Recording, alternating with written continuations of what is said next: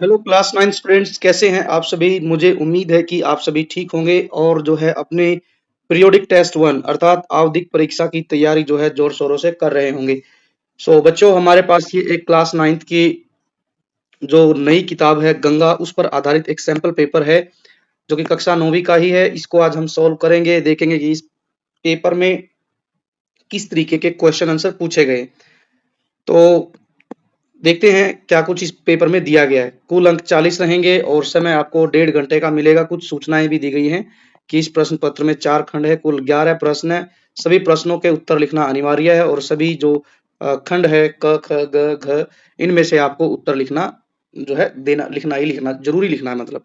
तो पहले है अपठित अवबोध। पहला प्रश्न है कि निम्नलिखित अपठित गद्यांश को पढ़कर दिए गए प्रश्नों के उपयुक्त उत्तर वाले विकल्प को चुनिए। ये पैसेज दिया गया है नीचे, पहले हम पैसेज को पढ़ेंगे, फिर इस पर आधारित जो प्रश्न है उनके जो विकल्प हैं उनमें से सही उत्तर जानेंगे। प्रश्न जो है 5 अंक का है। चलिए पढ़ते हैं। पहले पैसेज क्या दिया गया है। बताया गया है कि किसी भी राष्ट्र की सांस्कृतिक धरोहर उसकी आत्मा है। यहाँ पर इस पैसेज में आप देख पाएंगे, पहली ही लाइन से हम कंफर्म कर सकते हैं कि पूरे पैसेज में किसके बारे में बताया गया। यहाँ बताया गया कि भारत जो है उस राष्ट्र भारत की सांस्कृतिक धरोहर मतलब कल्चरल हेरिटेज के बारे में बताया गया।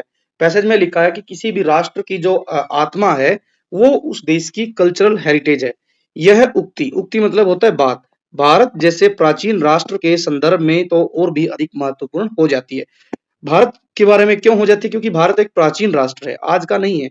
आपने देखा है कि जो है बहुत पुरानी पुरानी किताबों में भारत का जिक्र आता है। पुरानी पुरानी सभ्यताएं, हड़प्पा जैसी सभ्यताओं का यहाँ पर जो है जन्म हुआ है। तो इसीलिए भारत के लिए सांस्कृतिक धरोहर बहुत महत्वपूर्ण है।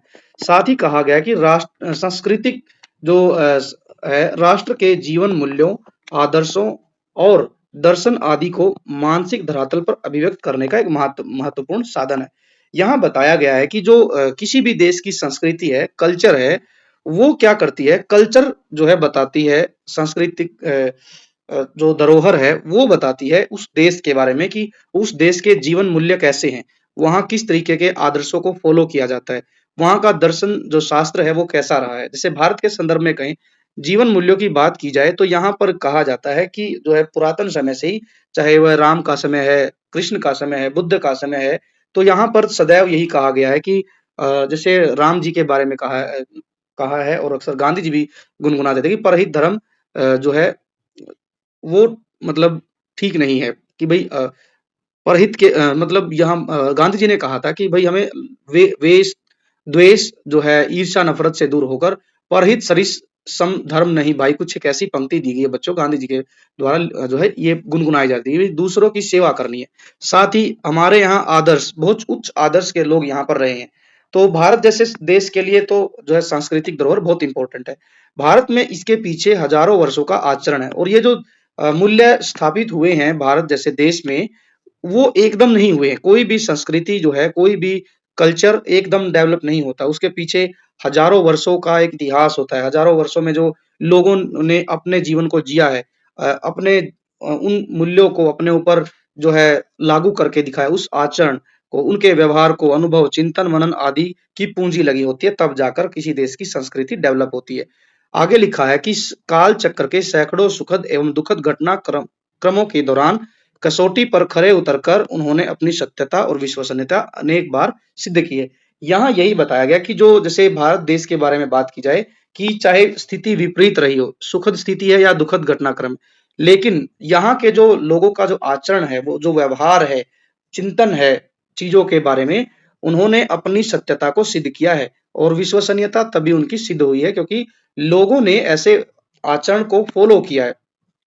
जैसे हम बात करें कि गांधी जी के बारे में बात करें या फिर हम सरदार वल्लभ भाई पटेल के बारे में बात करें, ये सब क्या थे, इन्होंने जो है जैसे गांधी जी के बारे में कहा जाता है कि गांधी जी जो है जब देखा उन्होंने अपने देश के लोगों का हाल कि हमारे देश जो है इतनी गरीबी में है, भुखमरी में है और मैं एक जो है पैंट कोट पहनकर घूमता रहता हूँ, तो उन्होंने पैंट कोट पहनना छोड़ दिया क्योंकि उनको लगा कि नहीं, लोगों से के साथ कनेक्ट होना है तो मुझे भी लोगों के बीच जो जाकर वैसा ही मिलना पड़ेगा जैसे मेरे देश के लोग रहते हैं। तो उन्होंने सिद्ध किया, सत्यता और विश्वसनीयता पर आधारित उनका जीवन रहा है। उन्होंने त्याग किया, संयम, परहित या परहित परहित मतलब होता है बच्चों दूसरों की भलाई के लिए काम करना। अहिंसा का रास्ता चुना, जीवों पर दया की। ये जो मूल्य हैं, यहाँ पर जो बताए गए हैं, दया, संयम, परहित और अहिंसा, ये भारतीय संस्कृति जो है उसके सबसे महान मूल्यों में से कुछ एक हैं। अब आगे बताया गया कि संस्कृति और सभ्यता दोनों के पूरक हैं। देखो ऊपर तक अभी तक बताया गया था संस्कृति के बारे में। अब एक टर्मिनोलॉजी और जुड़ गई है, सभ्यता। सभ्यता मतलब सिविलाइजेशन। कल्चर और सिविलाइजेशन दोनों एक दूसरे के पूरक हैं। कैसे? अपने आयु, पद और अनुभव में बड़ों के प्रति आदर भाव, श्रद्धा और सम्मान रखना ही संस्कृति की आत्मा है, उसकी पहचान है। यहाँ बताया गया है कि जब हम जो है अपनी संस्कृति को जिंदा रखना चाहते हैं तो उसके लिए हमें कुछ कर्म करने पड़े। क्या? कि अपने से आयु में, पद में, अनुभव में जो बड़े होते हैं, जैसे बुजुर्ग लोग होते हैं हमारे आसपास, उनका हमने क्या करना पड़ेगा? सम्मान करना पड़ेगा, उनके प्रति श्रद्धा रखनी पड़ेगी, उनके प्रति प्रेम के भाव रखने पड़ेंगे। तभी हमारी जो अंदर जो संस्कृति है वो जिंदा रहेगी। संस्कृति और उसके आदर्श एवं मूल्य एक दिन में निर्मित नहीं होते। इस तरीके के जो भाव हैं, मूल्य है, सम्मान की जो भावना है वो एक दिन में नहीं बनती, वो हजारों सालों में बनती है। हजारों वर्षों की अनुभूति तथा सिद्धांतों के परिणाम होते हैं। इन आदर्शों एवं मूल्यों पर ही क्या होता है कि राष्ट्र की जो संस्कृति है वो निर्मित होती है। निर्मित मतलब बनती है। इसका निर्माण कार्य ही पर्याप्त नहीं है। अब ये कहा जा रहा है कि सिर्फ किसी भी देश को अपनी संस्कृति को बनाना ही नहीं है। जैसे आपने अक्सर जापान के लोगों का उदाहरण सुना होगा बच्चों। जापान में क्या होता है कि वहाँ हर एक बुजुर्ग जो है अपने देश को साफ-सुथरा रखता है और उन लोगों ने एक दिन में नहीं सीखा ये सब, ठीक है? उनकी वर्षों की मेहनत लगी है। उन्होंने इस मूल्य को स्थापित कर दिया अपने देश में कि अपने देश को साफ-सुथरा रखना है, ठीक? और जो है अपने देश की चीज़ों को प्रमोट करना है। इसके अलावा लोग वहाँ पर जो है बिल्कुल सादा जीवन जीते हैं, दिखावा नहीं करते हैं। तो इन सब चीज़ों को जब उन्होंने एक एक पीढ़ी से दूसरी पीढ़ी जो है ट्रांसफ़र किया, तब जाकर ये जो कुछ रूल थे वो किसमें कन्वर्ट हो गए, कुछ वैल्यूज़ में कन्वर्ट हो गए, मूल्य पर आधारित उनका जीवन हो गया। और ये सहज ही नहीं बनते हैं, ये कई सालों तक, इसको सैकड़ों साल भी इस काम में लग जाते हैं। इस संस्कृति को जो है जिंदा रखना बहुत ज़रूरी है। क्यों? सिर्फ किसी भी मूल्य को या किसी भी संस्कृति को उसको बनाना ही काफ़ी नहीं है, बल्कि आने वाली पीढ़ी भी उसका आचरण करे और व्यावहारिक ज़िंदगी में सहज रूप से अभिव्यक्त उसको करना है। मतलब उस नियम को, मूल्य को, आदर्शों को सिर्फ बनाना ही काफ़ी नहीं है, बल्कि उसको फ़ॉलो भी करना है और उसको अगली जनरेशन तक लेकर भी जाना है। अर्थात उसका अंगी भाव हो जाना। अंगी भाव मतलब कि किसी भी चीज़ को एज़ इट इज़ अपने जीवन में उतारना और उसको फ़ॉलो करना है। उसको बोलते हैं अंगी भाव। वही क्या कहलाता है? संस्कृति कहलाता है। कोई भी मूल्य, कोई भी आदर्श तभी जो है संस्कृति बनता है जब हम उसको एक जनरेशन से दूसरी जनरेशन जो है हम उसको फ़ॉलो करते हैं। उसको ट्रांसफर करते हैं। भारतीय संस्कृति का सर्वोच्च मूल्य त्याग है। आपने देखा होगा कि भारतीय संस्कृति में जो है लोग अंत में जाकर आप देखेंगे कि त्याग की भावना लोगों के मन में आ जाती है। यह मूल्य हमें पाश्चात्य मतलब वेस्टर्न कल्चर तथा साम्यवादी संस्कृति की भोगवादी वृत्ति से दूर रखता है। जैसे क्या है कि पाश्चात्य संस्कृति में क्या होता है, लोग भोग विलासिता में खोए रहते हैं, लेकिन भारत में ऐसा नहीं है। भारत की संस्कृति की सबसे बड़ी जो कोई आदर्श या मूल्य कहा जाए, वो मूल्य है त्याग का मूल्य। भारत में लोग जो है त्याग की भावना सर्वोपरि रखते हैं। इनकी इस भोगवादी संस्कृति ने आज संपूर्ण मानव जाति को विनाश की कगार पर खड़ा कर दिया। इसका बेस्ट एग्जाम्पल है बच्चों की प्रकृति का दोहन। आप देखेंगे प्रकृति का दोहन, जैसे आज के समय में जैसे तेल के क्राइसिस हो रहे हैं, ये क्या है? तेल का भोग ही तो कर रहे हैं। किस तरीके से एक एक देश दूसरे देश को जो है खनिज संपदा के लिए युद्ध कर रहा है, लूट रहा है, मार रहा है लोगों को, तो ये उनकी संस्कृति दिखाती है। भारत जैसे देश में ये सब संभव नहीं है, क्योंकि भारत जो है त्याग की प्रवृत्ति, अंतिम जो स्टेज होती है वो त्याग की प्रवृत्ति है कि जो है किसी पर दबाव डाल के जोर जबरदस्ती करके चीजों को हमने हड़पना नहीं है। ये इस तरीके की प्रवृत्ति पाश्चात्य देशों की रही है और इसी ने क्या किया है कि पूरी मानव समाज को बिल्कुल विनाश की स्थिति में पहुंचा दिया है। इसी प्रवृत्ति ने मनुष्य और प्रकृति के बीच भी एक खाई पैदा कर दी है। भारतीय संस्कृति सर्वसमावेशक है। भारतीय संस्कृति के बारे में बताया गया कि भारत की संस्कृति एक ऐसी जो संस्कृति है कि जो सभी जगह पर समावेशी बन जाती है। जीव मात्र में ईश्वरीय सत्ता की अनुभूति करने वाली होती है। क्या मतलब हुआ कि हमारे यहाँ तो ऐसे हैं कि जैसे वेस्टर्न जो कल्चर है उसमें क्या है, पेड़ों को कुछ नहीं मानते, बस एक पेड़ की तरह से ट्रीट करते हैं। बल्कि हमारे यहाँ तो पेड़ों की पूजा की जाती है, ठीक है, पीपल जैसा पेड़ है, बरगद जैसा पेड़ है, उनको देव तुल्य मानकर उनको पूजा जाता है। ये हमारे यहाँ पर प्रवृत्ति है। जीव, पेड़ को भी एक जीव मानकर उसकी भगवान के रूप में पूजा की जाती है। भारतीय संस्कृति अपने सुखों के लिए दूसरों को नष्ट करने की बर्बरता नहीं करती। अर्थात भारत की संस्कृति को यदि जिंदा रहना है तो वो ये नहीं करेगी कि दूसरे देशों को लूटे, वहां के कल्चर को समाप्त कर दे या लोगों को जो है लोगों के अविनाश कर दे, उनके संसाधनों को छीन ले। भारत में ऐसा नहीं किया जाता है। भारतीय संस्कृति में विश्वास करने वाले लोग जो हैं वो राजा से भी अधिक उस सन्यासी का कदर करते हैं जो विश्व कल्याण के लिए संयम नियम का पालन करते हुए अपना सर्वस्व अर्पण कर देते हैं। तो यहाँ भारत की संस्कृति की महानता को बताया गया है इस पैसेज में। अब इस पर आधारित प्रश्न देखते हैं। ये पैसेज हमने पढ़ लिया।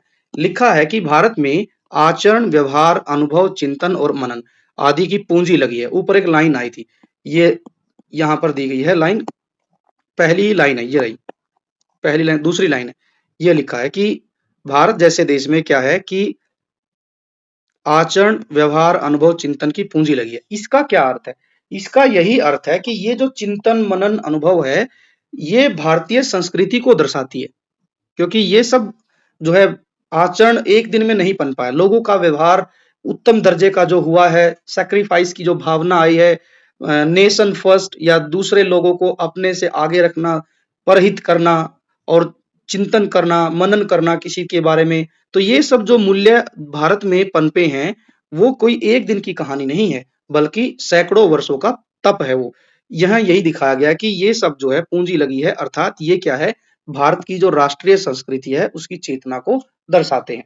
आगे है दूसरा, संस्कृति और सभ्यता एक दूसरे के पूरक हैं, क्योंकि सभ्यता के भीतर ही संस्कृति का विकास होता है, नहीं बल्कि सभ्यता और संस्कृति का एक दूसरे पर प्रभाव पड़ता है। कैसे? देखिए, यदि जब किसी भी देश की सभ्यता बदलेगी तो वहां की संस्कृति बदलेगी। आपने अपनी इतिहास की किताब में पढ़ा होगा हड़प्पा कल्चर के बारे में। हड़प्पा से लोग वैदिक कल्चर में पहुंचे। ठीक, हड़प्पा की जो सभ्यता थी उसने बदलाव लिया। पहले लोग जो हड़प्पा संस्कृति के लोग थे, उन हड़प्पा सभ्यता के जो लोग थे उनका कल्चर, उनका ट्रेडिशन कुछ और था। लेकिन जैसे ही वो वैदिक कल्चर में आए तो उनकी जो है सभ्यता बदली, तो उनकी संस्कृति भी बदल गई। तो इस तरीके से हम कह सकते हैं कि सभ्यता और संस्कृति का एक दूसरे पर प्रभाव पड़ता है। यहाँ जैसे यहाँ बताया गया सबसे पहली लाइन में ही कि ये देखिए यहाँ पर संस्कृति और सभ्यता एक दूसरे के पूरक है। कैसे? मानकर चलो यदि हम अपने से बड़ों का आदर नहीं करेंगे, सम्मान नहीं रखेंगे, बुजुर्गों के प्रति श्रद्धा भाव नहीं रखेंगे, तो हमारी जो संस्कृति है वो बदल जाएगी। ठीक है, कहीं ना कहीं हम क्रूरता की तरफ बढ़ जाएंगे। लेकिन हमारी सभ्यता में क्रूरता का भाव है ही नहीं। ठीक, किसी के प्रति ऐसा नहीं कि हम किसी के प्रति बुरा भाव रखें, तड़पाएं किसी को, ये हमारी सभ्यता में नहीं है। और जब ये सभ्यता हमारे यहाँ नहीं रहेगी तो हमारी संस्कृति उत्तम दर्जे की रहेगी। जब हमारी सभ्यता में ऐसे बुराई वाले गुण आएंगे, क्रूरता वाले गुण आएंगे, हम बहुत निष्ठुर हो जाएंगे, तो हमारी संस्कृति भी बदल जाएगी। जनरेशन की जनरेशन बदल जाती है। ठीक, तो यहाँ पर बताया गया है कि जो है सभ्यता और संस्कृति का प्रभाव एक दूसरे पर पड़ता है। तीसरा इसका आंसर होगा। अब है भारतीय संस्कृति जो है पाश्चात्य संस्कृति से किस अर्थों पर भिन्न है? भिन्न मतलब अलग। देखिए, पाश्चात्य संस्कृति क्या है? भोग की संस्कृति है, भोगवादी। वे क्या चाहते हैं? हर चीज में सुख खोजते हैं। जो व्यक्ति हर चीज में सुख खोजता है वो बोलते हैं उसको भोगवादी। ठीक, जैसे लालच में आके पेड़ों को काटना, तेल के, जैसे अभी आप देख पा रहे हैं देश दुनिया में कैसी स्थिति बनी हुई है। ठीक है, कि तेल के लिए लड़ रहे हैं। इसके बाद कहीं आप देखेंगे कि आपस में लोग गैस के लिए लड़ रहे हैं, कहीं पर वन संपदा के लिए लड़ रहे हैं, कहीं पर खनिजों के भंडार के लिए लड़ रहे हैं। तो ये क्या है? ये चाहते हैं कि ये भोगवादी संस्कृति हमारे यहाँ रहे। लेकिन भारत ऐसा देश नहीं है। भारत में क्या है? भारत जो है भोगवाद से मुक्त है। हमारे यहाँ तो पुरातन समय से हजारों जो है उदाहरण ऐसे हैं। सबसे बड़ा उदाहरण महात्मा बुद्ध का मान लीजिए। बुद्ध ने छोटी सी उम्र में ही त्याग कर दिया। त्याग कर दिया मतलब भोगवादी जो कल्चर था उससे मुक्त हो गए थे। ठीक, तो हमारे यहाँ बहुत सारी ऐसी जो है उदाहरण है। चाहे हम भगवान राम का जिक्र करें, राम जो राजा बनने वाले थे, पिता ने 14 साल का वनवास दे दिया, सब कुछ छोड़ के चले गए, सन्यासी बन गए। उन्होंने देखा कि भाई भोग भोग करने में मतलब चीज़ों को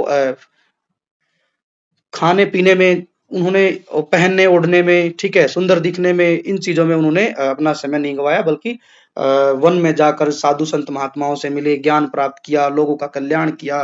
तो वो है हमारे यहाँ पर ये कल्चर सदैव रहा है। तो इसका आंसर होगा भारत की संस्कृति जो है भोगवाद से मुक्त है। मनुष्य और प्रकृति के बीच खाई पैदा करने का मुख्य कारण क्या है? दैट इज़ भोगवादी दृष्टिकोण। हमने अभी कितने सारे उदाहरण देख लिए कि मनुष्य और प्रकृति के बीच में एक ही मुख्य कारण है जिसने बड़ी खाई पैदा करती है, वो है कि मनुष्य हमेशा चाहता है कि वह प्रकृति के संसाधनों का दोहन करे। दोहन का मतलब होता है कि उनको निकाले और उनको यूज करे और इतना यूज करे कि प्रकृति में कुछ बचे ही नहीं। जैसे आजकल आप सुनते हैं कि पेड़ लगाएंगे, लेकिन लगाएंगे तो जरूर, लेकिन पेड़ काटे भी तो कितने जा रहे हैं, 10 काट दिए तो एक पेड़ लग रहा है। तो ये होता है प्रकृति मतलब की दोहन या फिर भोगवादी दृष्टिकोण। आगे दिया गया प्रस्तुत गद्यांश के आधार पर सांस्कृतिक संरक्षण के विषय में क्या कहा जा सकता है? यही कहा जा सकता है कि लेखक या गद्यांश को लिखने वाले का ये मन है कि जो संस्कृति है हमारी, उसको हमने क्या करना है, व्यवहारिक रूप प्रदान करना है। ऐसा नहीं है कि सिर्फ संस्कृति बनाई, कोई भी कल्चर या रूल या कोई भी वैल्यू हमने बनाई, ठीक, कोई भी हमने नियम बनाए और उसको बस बना के छोड़ दिया, नहीं, बल्कि उसको व्यवहारिक रूप देना, उसको एग्जीक्यूट करना है ग्राउंड पर, ग्राउंड लेवल पर, ताकि उस जो कल्चर हमने डेवलप किया है उसका सब लोग बेनिफिट ले सकें और वो हमारे लिए भी लाभदायक हो और हमारी प्रकृति के लिए भी लाभदायक हो। तो ये था बच्चों पहला पैसेज। अब आगे बढ़ते हैं, दूसरा पैसेज पोएम दी गई। निम्नलिखित गद्यांश को पढ़िए और निम्नलिखित प्रश्नों का सही उत्तर लिखना है, ठीक है। कविता दी गई है, हो गई है पीर पर्वत सी पिघलनी चाहिए, इस हिमालय से कोई गंगा निकलनी चाहिए, आज यह दीवार पर्दों की तरह हिलने लगी, शर्त लेकिन थी कि ये बुनियाद तक हिलनी चाहिए। देखो, कवि ये कह रहा है कि जो पीर है, पीर किस चीज की है? कवि कहीं न कहीं चाहता है कि जो हमारे जो समाज में जो भ्रष्ट हैं, जो रिश्वतखोर लोग हैं, जिन्होंने जो है दूसरे लोगों का हक छीना है, हक छीनने वाले जो लोग हैं, उन्होंने क्या किया है, गरीब लोगों पर इतना जो है बोझ डाल दिया कि उनमें जो पर्वत के समान पीड़ हो गई है। और अब ये पीड़ किसकी तरह से निकलनी चाहिए? गंगा नदी की तरह से निकलनी चाहिए। और शर्त ये थी कि जो ये भ्रष्टाचार की, रिश्वतखोरी की, करप्शन की जो ये दीवार थी, ये गिरानी थी, ठीक है। शर्त लेकिन थी कि इसकी बुनियाद हिलनी चाहिए थी, ठीक, पर्दों की तरह हिलने लगी नहीं, दीवार हिलानी नहीं है। भ्रष्टाचार सिर्फ हमने क्या करना है कि भाई थोड़ा बहुत प्रयास नहीं करना है, रिश्वतखोरी पर चोट मारनी है, उसको जड़ से खत्म करना है, ठीक, सिर्फ उसको हिलाना नहीं है, पूरी दीवार को गिराना है। हर सड़क, हर गली, हर नगर गांव में हाथ लहराते हुए हर लाश चलनी चाहिए। सिर्फ हंगामा खड़ा करना मेरा मकसद नहीं। कवि कह रहा है ये सब बातें कहकर मेरा मतलब ये नहीं कि मैं गली में, सड़क पर, गांव में, समाज में कि ऐसे लोगों के प्रति हंगामा खड़ा करना चाहता हूँ, नहीं। मैं चाहता हूँ कि पूरे समाज की दशा बदले, सूरत बदले। ऐसे लोग रहें कि जिसमें गरीब अमीर के साथ मिलजुल कर रहे, कोई किसी का हक नहीं छीने। ऐसा नहीं करे कि 100-100, 200-200 रुपए की रिश्वत लेकर जो है लोगों को आगे बढ़ा जाए, ऐसा नहीं करना है, ठीक। समाज में समानता रहे, सबको काम की समानता मिले, बराबर का वेतन मिले, सबको सुख सुविधाएं बराबर मिले। लेखक या सॉरी कवि ये चाहता है कि समाज ऐसा होना चाहिए। मेरे सीने में नहीं तेरे सीने में सही, हो कहीं भी आग लेकिन आग जलनी चाहिए। और अंत में कवि कह रहा है कि चाहे भले ही ये मतलब आग, आग कैसी, ऐसे लोगों के प्रति विद्रोह की आग, आग मतलब विद्रोह, ये विद्रोह जो है मेरे मन में ही नहीं, या ये तेरे मन में भी हो सकता है, लेकिन ये आग किसी न किसी के मन में जलनी चाहिए। ऐसा नहीं होना चाहिए कि मैं भी चुप रहूं और जो है दूसरा भी चुप रहे, नहीं, किसी न किसी को मिलकर आवाज उठानी पड़ेगी। आपने देखा है अक्सर किसी लाइन में जाएंगे तो हम एक लाइन में खड़े, एक वीआईपी पर्सन आके दूसरी लाइन से जाके अपना काम करवा लेता है। तो ये इस तरीके का काम जो है नहीं होना चाहिए।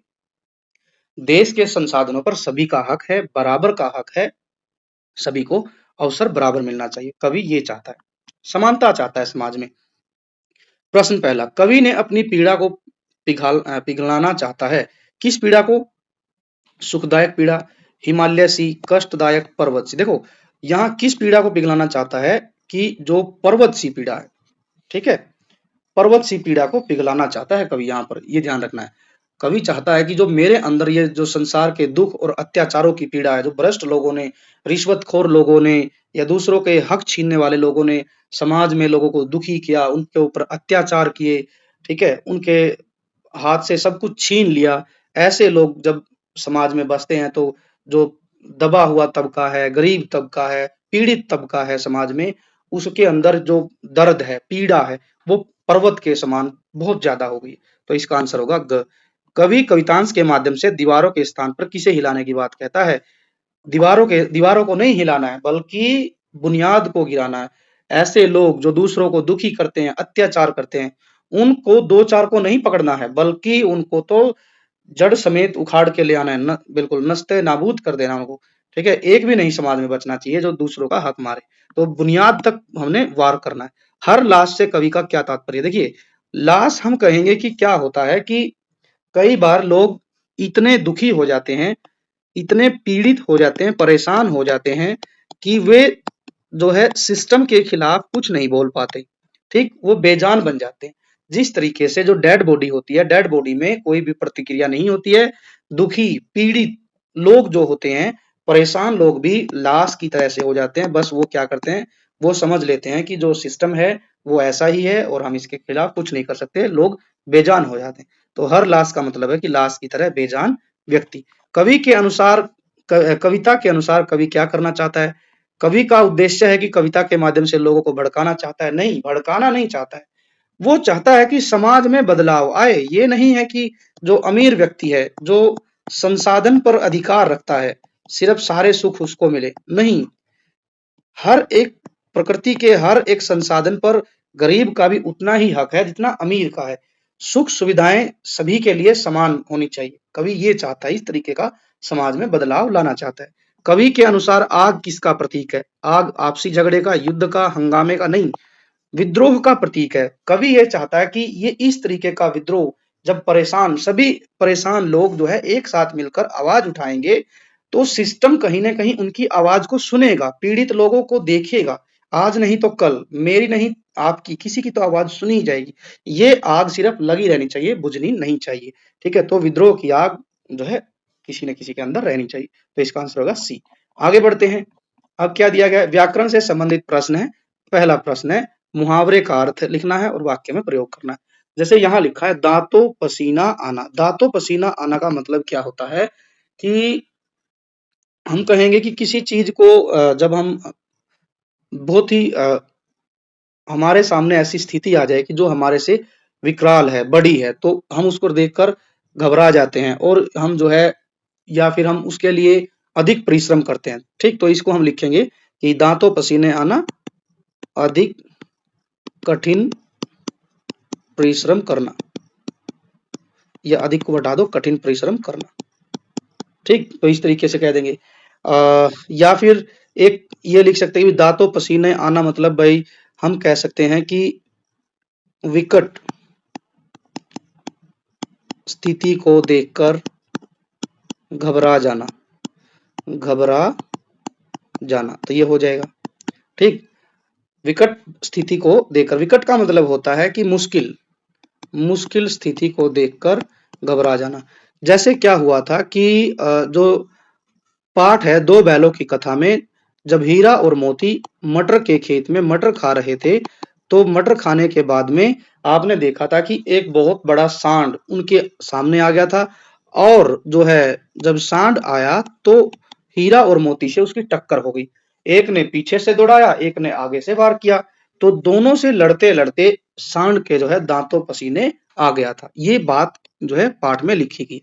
ऐसे ही जैसे मैं कहूँ कि भाई इसका मुहावरा जो बनाना है तो मैं ऐसे लिख सकता हूँ कि 9वीं कक्षा का गणित का पेपर जब मेरे सामने आया तो मेरे तो क्या हो गया, दांतों पसीने आ गए। मतलब जो नई किताब थी गणित मंजरी, उसका पेपर आया और जो है पेपर जब मैंने देखा तो मेरे तो दांतों पसीने आ गए।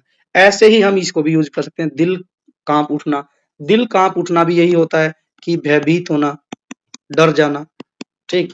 ये भी हो जाएगा कि गणित का पेपर, इतना हार्ड पेपर देखते ही या एसएसटी का पेपर देखते ही मेरा तो क्या हुआ, हाय मेरा तो दिल बैठ गया। ठीक है? ऐसा भी हो सकता है। ठीक है?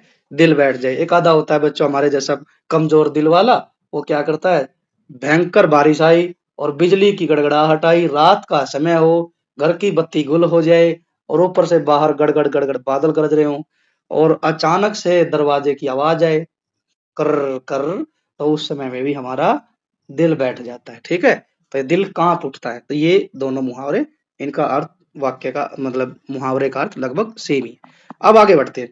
निम्नलिखित शब्दों में से किन्हीं दो का समास विग्रह कीजिए और समास का प्रकार लिखिए। ठीक है, ये ठीक है। देखो, दिनों दिन एक दिया गया है, दिनों दिन। दिनों दिन का मतलब होता है बच्चों दिन ही दिन, दिन ही दिन, दिन ही दिन। जब भी ऐसा कोई समास विग्रह बने जिसमें ही या भी आए, ठीक है, तो उसमें अव्ययभाव समास होता है। अव्ययभाव समास। जैसे इसका एक और उदाहरण दे देता हूं, दिनों दिन, रातों रात। ठीक। और जिस भी वर्ड में बच्चों भर लगा मिले, जैसे भर पेट, भरपूर, भरसक, ऐसा कोई वर्ड मिले उसमें भी अव्ययभाव समास होता है, ध्यान रखना। देशभक्ति, देशभक्ति जो है बच्चों, इसका विग्रह होगा देश के लिए भक्ति। ठीक। के लिए बच्चों एक विभक्ति है, ठीक, तो ये हो जाएगा तत्पुरुष समास। यदि आपने समास का चैप्टर नहीं पढ़ा है तो बच्चों जो हिंदी की जो 9th की प्लेलिस्ट बना रखी है हिंदी की, उसमें ग्रामर का एक टॉपिक डाल रखा है, समास पूरा अच्छे से समझाया गया है, तो आप वो वीडियो भी जाकर देख सकते हैं। इस वीडियो के एंड में लिंक भी मिल जाएगा। ठीक है, ताकि आपको 2 नंबर तो पक्के हो जाएं। ध्यान रखना, ये आएगा जरूर समास।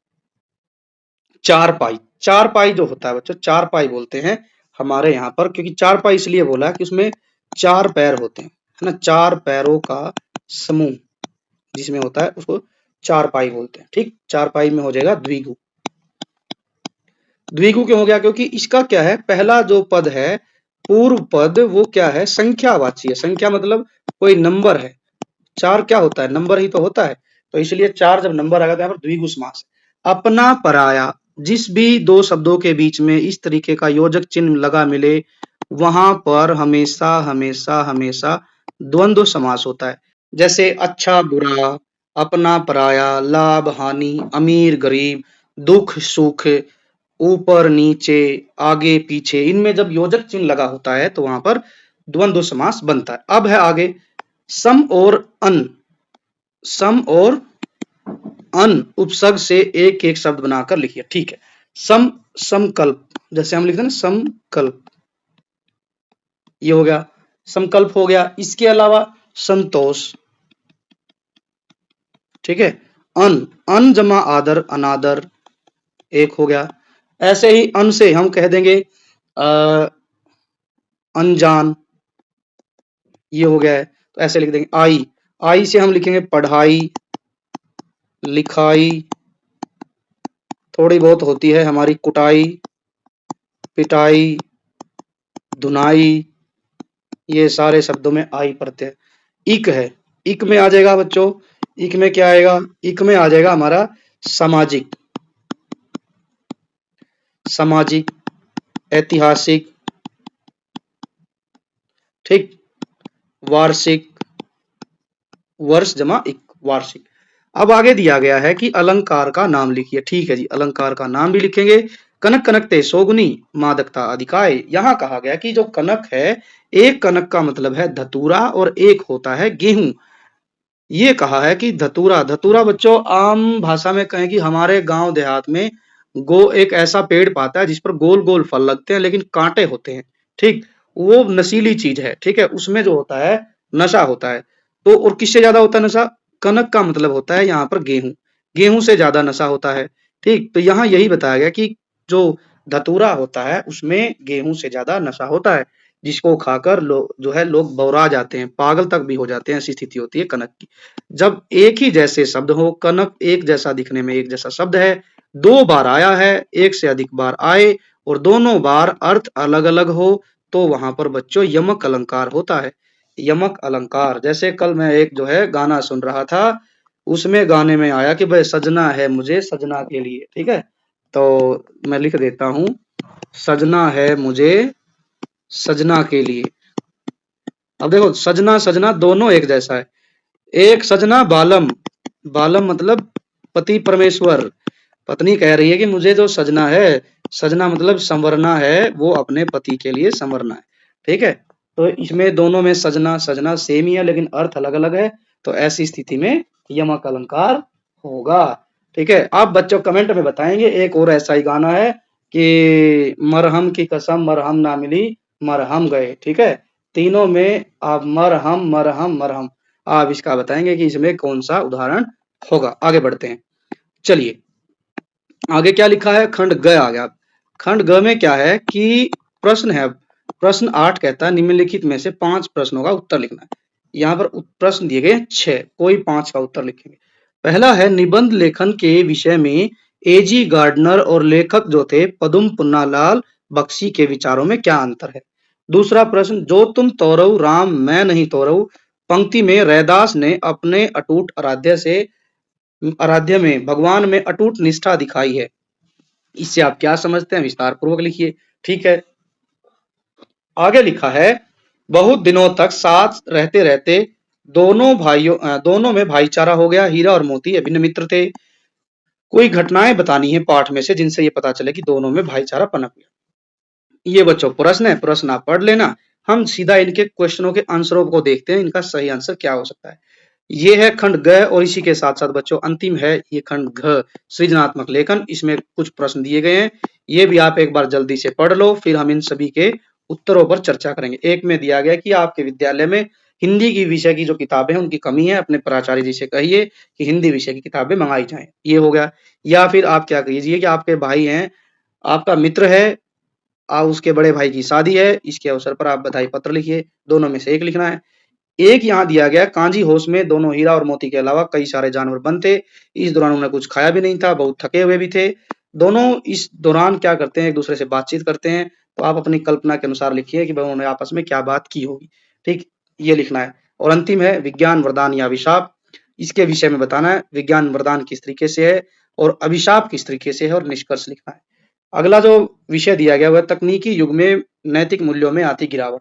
आपने देखा है कि अभी टेक्नोलॉजी का टाइम है और टेक्नोलॉजी के टाइम में छोटे-छोटे बच्चों में भी मोरल वैल्यूज की कमी आ रही है। मोरल वैल्यूज मतलब कि भाई बड़ों की बात नहीं मानते हैं, ठीक है, उल्टा बोलते हैं, या फिर हम कह सकते हैं कि भाई दिन भर इधर-उधर घूमना, ठीक है, किसी की बात नहीं सुनना, कोई कुछ कह दे तो थोड़ी-सी बात पर गुस्सा हो जाना, ये सब बातें नैतिक मूल्यों के अंदर आएँगी, काउंट करती हैं। ये बताना है कि इनका कारण क्या हुआ और नैतिक मूल्यों में वृद्धि कैसे की जाए और अंत में निष्कर्ष लिखना। इन सब के आंसर बच्चों हम एक ही जगह लिख रखे हैं, तो देखते हैं इनका सही आंसर क्या होगा।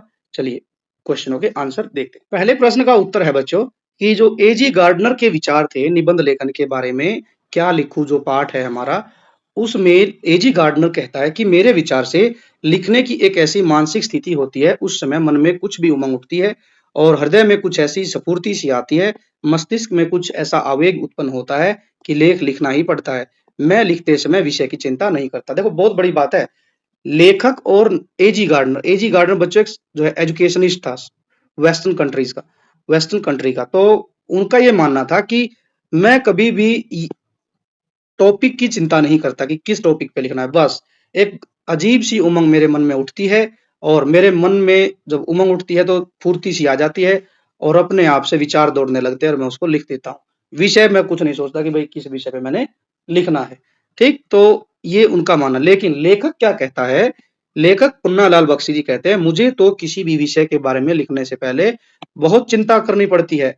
ठीक, मैं तो सोच में पड़ जाता हूँ और उस विषय के बारे में लिखने के लिए बहुत मेहनत करनी पड़ती है, तब कहीं जाकर एक निबंध लिख सकता हूँ। तो ये बख्शी जी कहते हैं। आगे है प्रश्न 2। प्रश्न 2 रैदास के बारे में था कि जे तुम तोरो पर राम मैं नहीं तोरो, ये पंक्ति थी। इससे ये पता चलता है कि कहते हैं रैदास जी की हे राम, यदि आप मुझसे अपना नाता भी तोड़ ले तो भी मैं आपसे अपना नाता नहीं तोड़ूंगा। नाता मतलब होता है बच्चों रिश्ता, रिलेशन। ये कहते हैं कि मैं अपना रिश्ता नहीं तोड़ूंगा। क्यों? इससे पता चलता है कि संत रैदास अपने भगवान के प्रति अनन्य और अटूट प्रेम करते हैं। ठीक है, भगवान चाहे उनसे रिश्ता तोड़ दे लेकिन फिर भी जो है रैदास जी भगवान से अपना मुंह नहीं मोड़ेंगे। क्यों? क्योंकि वो उनसे बहुत प्रेम करते हैं। ठीक है, अथाह प्रेम करते हैं, असीम प्रेम करते हैं। इसीलिए हम ये कह सकते हैं कि रैदास जी की जो भक्ति है वह सच्ची है और निस्वार्थ भक्ति है। ठीक है? तो ये इसका उत्तर होगा। आगे है, बहुत दिनों तक रहते-रहते दोनों में भाईचारा हो गया था। कोई उदाहरण देने हैं, किससे पता चलता है कि भाई दोनों में एक अच्छी खासी दोस्ती थी, हीरा और मोती के बीच में। कई सारे उदाहरण पाठ में आए हैं, जैसे हल में चलते समय दोनों एक दूसरे के बोझ को अपने कंधे पर लेने की कोशिश करते थे। इससे पता चलता है कि भाई जो अच्छे मित्र होते हैं, दोस्त जो होते हैं वो क्या करते हैं, एक दोस्त अच्छा दोस्त दूसरे दोस्त की परेशानी को साझा करता है, अपने ऊपर लेता है। दूसरा उदाहरण है, मटर के खेत में मोती के पकड़े जाने पर हीरा उससे अकेला छोड़ के नहीं भागा। हीरा ने कहा कि जाएंगे तो दोनों साथ जाएंगे, नहीं तो दोनों एक साथ पकड़े जाएंगे। कांजी होश की दीवार तोड़कर हीरा ने खुद भागने के बावजूद, बंधे होने के बावजूद, मोती अन्य जानवरों को भागने का मौका दिया। कांजी हाउस में क्या हुआ था कि कांजी हाउस की दीवार तोड़ी, हीरा ने खुद बंधे होने के बावजूद मोती को कहा था कि मोती आप भाग जाओ और अन्य दूसरे जानवरों को भी भगा दो, तो मोती ने मना कर दिया था। ठीक है? तो इससे भी पता चलता है कि गहरी दोस्ती वो होती है कि ऐसा नहीं कि एक मित्र पर संकट आए और दूसरा उसको संकट में छोड़कर भाग जाए, नहीं। मित्र वही है जो संकट के समय में काम आए, अच्छा मित्र वही होता है। और इसका एक उदाहरण और हम लिख सकते हैं कि दोनों क्या करते थे, एक साथ नाद में चारा खाते थे, ठीक? एक साथ मुँह निकालते थे, एक साथ जो है साथ में खाना खाते थे। तो ये भी एक घटना हो सकती है, तो ये लिखेंगे हम यहाँ पर। 2 कही थी, हमने 4 लिख दिया। अगला है, लेखक ये कहता है कि भाई तरुण और बुजुर्ग जो है दोनों के अपने-अपने नज़रिए हैं जीवन के प्रति। तो क्या कुछ दुविधा थी दोनों के मन में? तो वो बतानी है। देखो, तरुण का मतलब है यहाँ पर यंग जनरेशन, जैसे बच्चों आप लोग हैं या आपसे बड़े हैं जो भैया 10वीं 12वीं में हो गए हैं, वो और बुजुर्ग लोग जो मान के चलिए 60 के पार हो गए, उन दोनों के मन में किस तरीके की दुविधा है? देखिए, क्या दुविधा होती है कि जो यंग जनरेशन है ना, उनको लगता है कि जो ये बुजुर्ग लोग हैं, इन्होंने जो काम किया वो ठीक नहीं किया, क्योंकि वो उनके काम से संतुष्ट नहीं होते हैं। ठीक है? वर्तमान को भविष्य के सपनों के सांचे में ढालना चाहते हैं। जो वर्तमान समय है, उसी को ही क्या चाहते हैं कि वो ये चाहते हैं कि भविष्य के जो सपने हैं, उन्हीं को ही हम पकड़ के खींच लाएँ, अभी ही। ये चाहते हैं जो यंग बच्चे हैं। तरुण संसार के जीवन संग्राम से दूर है, उन्हें संसार का चित्र बड़ा मनमोहक लगता है। ये क्यों लगता है? क्योंकि उन्होंने अभी जीवन देखा ही नहीं है। अब एक ओल्ड मैन है जो 60 साल का है, उसके पास कम से कम 40 साल का अनुभव है, क्योंकि उसने अपना जीवन जिया है, जीवन संग्राम में से निकल के आया है।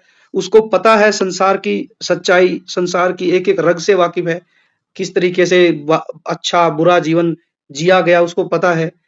लेकिन यंग जो बच्चे हैं, आप लोगों के जैसे, उनको लगता है कि नहीं, नहीं, नहीं, संसार तो बड़ा अच्छा है, भविष्य उज्ज्वल होता है। वे वर्तमान की गति से असंतुष्ट हैं। वो चाहते हैं कि सब कुछ हमें फ़ास्ट-फ़ास्ट मिले। वो चाहते हैं कि बस कुछ ही दिनों में चमत्कार पैदा कर दें, क्रांति उत्पन्न कर दें। जो है समाज की दिशा की दशा दोनों बदल दें। लेकिन वही बुजुर्ग क्या करते हैं, वे अतीत से जो बीत गई चीज़ें उनसे प्रेम करते हैं और उन पुराने समय की यादों में खोए रहते हैं। ठीक? कभी आप बच्चों इस बारे में अपने दादाजी से बात करना, दादाजी को पूछना, उनको पूछना कि दादाजी आपका बचपन कैसा था? बस एक बार आप उनकी जो है इस बात को छेड़ देना और फिर देखना क्या गाथाएँ सुनाएँगे।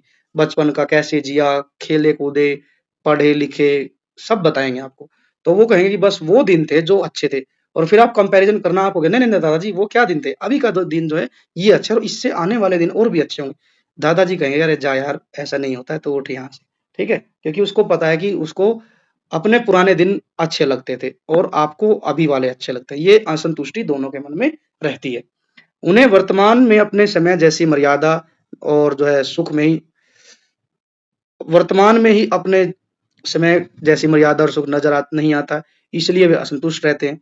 जो बूढ़े हो गए हैं, उन्हें क्या होता है कि वे बाल्यावस्था और तरुण अवस्था से दूर हट गए, क्योंकि वो जो है बचपन से और जवानी से निकल के आए हैं, अब जवानी वाला अवसर उनको मिलेगा नहीं, तो वे क्या करते हैं, बस जवानी की घटनाओं को याद करके ही सुख महसूस करते हैं। ये दोनों में अंतर हो गया। अब लेखक पुन्नालाल बख्शी को नमिता और अमिता ने दोनों ने अपना-अपना एक निबंध दिया था। नमिता ने कहा था कि आप जो लिखेंगे दूर के ढोल सुहावने होते, इस बात पर, और अमिता ने कहा था कि आप लिखो समाज सुधार पर।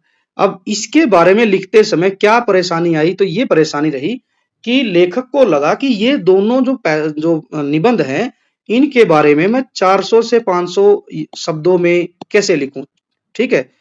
मतलब कि कंटेंट विषय सामग्री की कमी महसूस हुई। विषय सामग्री। और क्या कि उसे लगा कि ये कोई टॉपिक थोड़ी है, इनके ऊपर 4-4 5-5 पेज लिखे जाएँ। तो इस चीज़ का भी उनको दुःख हुआ। सबसे बड़ा दुःख ये हुआ कि वो अपने इन विषयों के बारे में जब लिखते, तो कई सारे जो विद्वान लोग थे, जिन्होंने निबंध लेखन की शैली के बारे में बताया कि भाषा कैसी होनी चाहिए, भाषा का जो सत्र कैसा होना चाहिए, और इसके अलावा हम कहें कि निबंध की रूपरेखा कैसे लिखनी है, पहले क्या आएगा, फिर क्या आएगा। तो इन सब चीज़ों को लेकर कन्फ्यूज़ हो गए लेखक। यहाँ लिखा गया है कि इन दोनों विषयों के बारे में लिखते हुए लगा कि इन गंभीर विषयों पर 5-5 पेज का आदर्श निबंध लिखना है, और जो कि कठिन है। आदर्श मतलब मॉडल आंसर, ऐसा मॉडल आंसर कि जो बिल्कुल फिट बैठे दोनों विषयों के बारे में, ठीक है?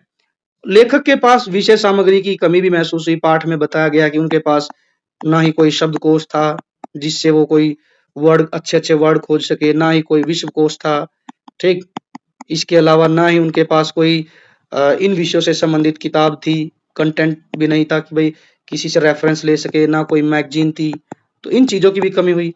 फिर ऊपर से बहुत सारे विद्वान आ गए, जिन्होंने उनको चुनौती दे दी, ठीक? जैसे ए.जी. गार्डनर का ज़िक्र आया इसमें, तो ये भी ध्यान रखना है। जैसे तुलसीदास का भी ज़िक्र आया एक जगह, ठीक है?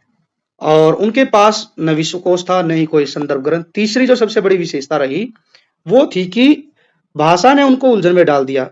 कई सारे निबंध लिखने वाले जो आचार्य थे, उन्होंने अलग-अलग मत दे दिए कि निबंध लिखते समय ऐसी भाषा होनी चाहिए, सरल भाषा होनी चाहिए, नहीं कठिन भाषा होनी चाहिए, पहले कठिन लिखनी है, फिर सरल। तो इन सब चीज़ों को लेकर लेखक जो है बहुत परेशान हो गए थे। तो ये सारी बातें हमने लिखनी है। तो ये 5 प्रश्न हम लिखेंगे। अब चलते हैं बच्चों रचनात्मक लेखन में। रचनात्मक लेखन में पहला विषय था कि आप अपने प्राचार्य जी को कहेंगे कि हिंदी विषय की पुस्तकें मँगाएँ। तो इसके लिए हम लिखेंगे पहले सेवा में प्राचार्य महोदया। प्राचार्य जेंट्स है तो आप बच्चों प्राचार्य लिखेंगे, लेडी है प्रिंसिपल तो हम प्राचार्य महोदय। पीएम श्री केंद्रीय विद्यालय नई दिल्ली। विषय विद्यालय के पुस्तकालय में हिंदी विषय की पुस्तकें मंगवाने हेतु। माननीय महोदया, ये किसके विषय में लिख रहे हैं? प्राचार्य है हमारे, मैडम है यहाँ पर प्रिंसिपल। निवेदन यह है कि मैं अमन, लड़का है तो अमन, लड़की है तो अमीना, आपके विद्यालय की कक्षा 9वीं की छात्रा हूँ। इस पत्र के माध्यम से मैं आपका ध्यान हमारे विद्यालय के पुस्तकालय की ओर आकर्षित करना चाहता हूँ।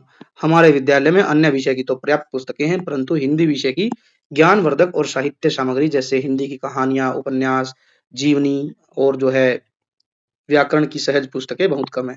इस कारण हमें हिंदी की पढ़ाई करने और परीक्षाओं की तैयारी करने में कठिनाई का सामना करना पड़ता है। ये आपने बताना है कि क्या-क्या कमी आपको फेस हुई। फिर आपने लिखना है कि आपसे अनुरोध है कि छात्रों के बौद्धिक विकास को ध्यान में रखते हुए पुस्तकालय में हिंदी विषय की नई और उपयोगी पुस्तकें मंगवाने की कृपा करें। इससे क्या होगा कि हम सभी छात्र आपके आभारी रहेंगे। धन्यवाद। आपका आज्ञाकारी शिष्य अमन, और 9वीं और डेट आज की डाल देंगे। फिर लिखना है, यदि आपको वो नहीं लिखना तो आप लिखेंगे बड़े भाई की शादी पर मित्र को बधाई पत्र लिखना है। परीक्षा भवन नई दिल्ली, आज की तारीख लिख देंगे, और प्रिय मित्र राहुल, प्रेम भरी नमस्ते। ये जरूर लिखना बच्चों, यही 1 नंबर का है, ध्यान रखेंगे।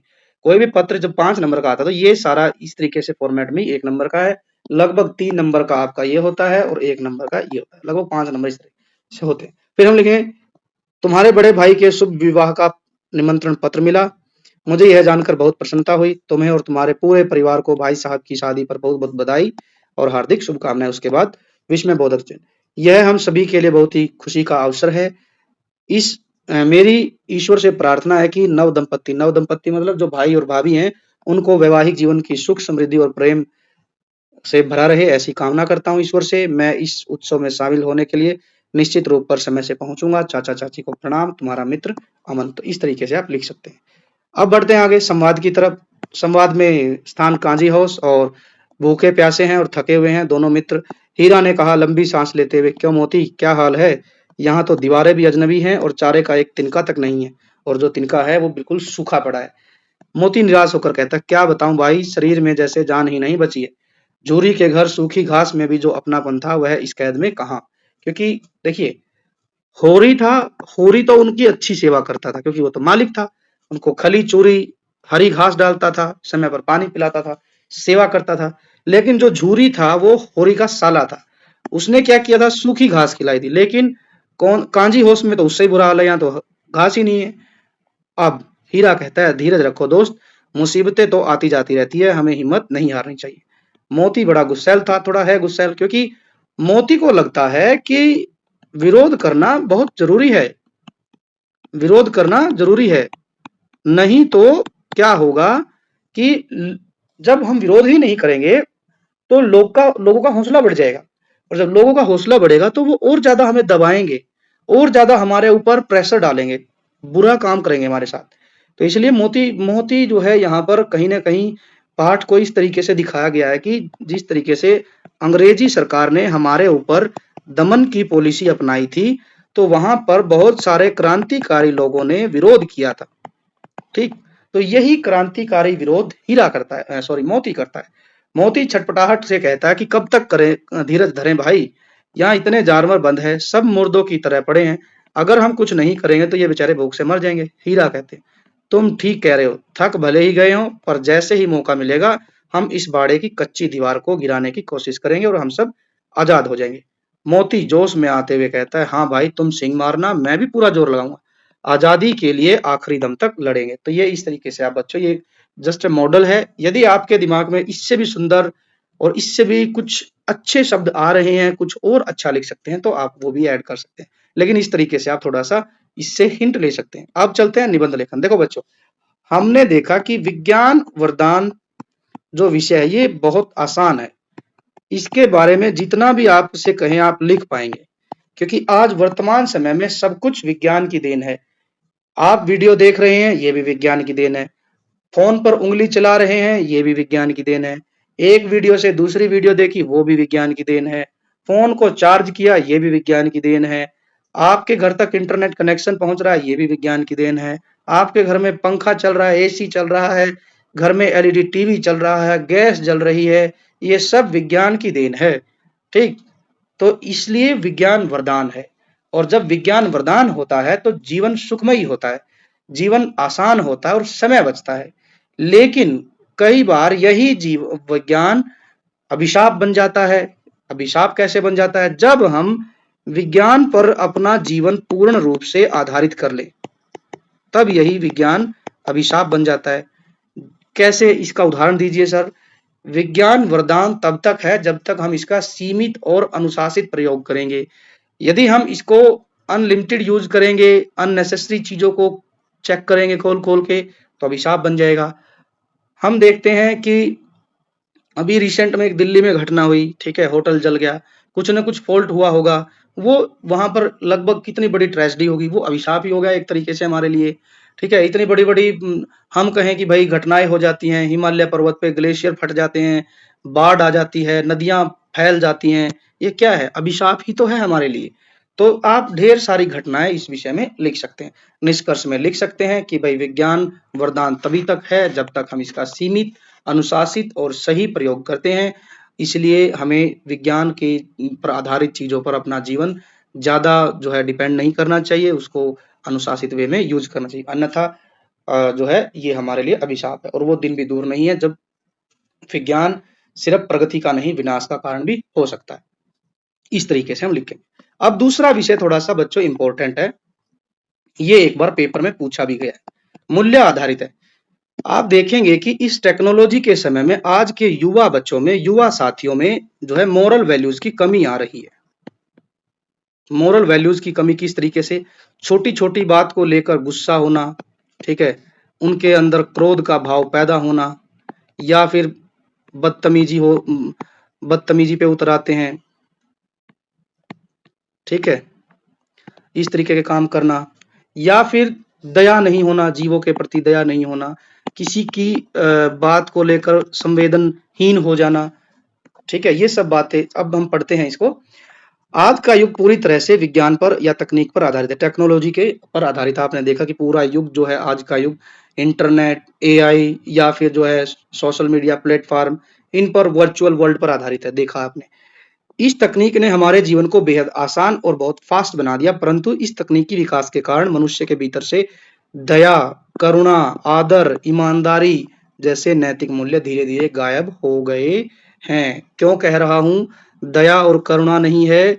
क्यों? क्योंकि आज क्या होता है, रोड किनारे कोई एक्सीडेंट हो जाता है, उसको उठाने की बजाय उसकी वीडियो बनाएंगे और सोशल मीडिया प्लेटफॉर्म पर डालेंगे, लेकिन उसको बचाएंगे नहीं। आदर नहीं करते बड़ों का, ईमानदारी जैसी चीज तो बिल्कुल धड़ाम जैसी जमीन पर गिरी फिरती है। तो ये सारे जो है खत्म हो गए हैं। गिरावट का कारण क्यों?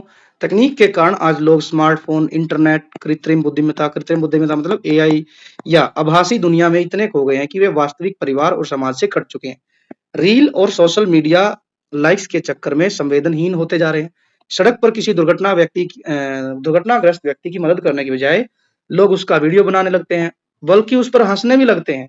ठीक, उसके प्रति दया नहीं है, बल्कि संवेदना मर गई। एक व्यक्ति इसलिए मर गया क्योंकि किसी ने उसकी सहायता नहीं की। कितनी बड़ी घटना है ये। हमारा भारत जैसा समाज ऐसा है ही नहीं। हमारे यहाँ तो परहित है। परहित मतलब दूसरों का भला पहले, परहित स्वयं का भला नहीं।